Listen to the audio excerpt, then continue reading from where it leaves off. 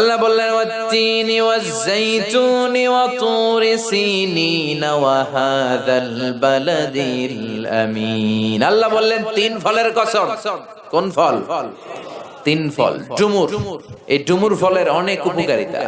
এই তিন ফল আমাদের দেশের তিন আর আরব দেশের তিন ডুমুরের পার্থক্য আছে। আরব দেশে ব্ল্যাক তিন, হোয়াইট তিন দুইটাই হয়। হোয়াইট তিন যেটা খুব মিষ্টি, এটা খেলে তিন ফলের সেদ্ধ রস খেলে ডায়াবেটিস ভালো হয়ে যায়। আমাদের অনেকের ডায়াবেটিস আছে না? বাংলাদেশের জাতীয় রোগ এখন ডায়াবেটিস। ঘরে ঘরে ডায়াবেটিস আছে না নাই? ইনসুলিন আছে না নাই? আল্লাহ হেফাজত করুন।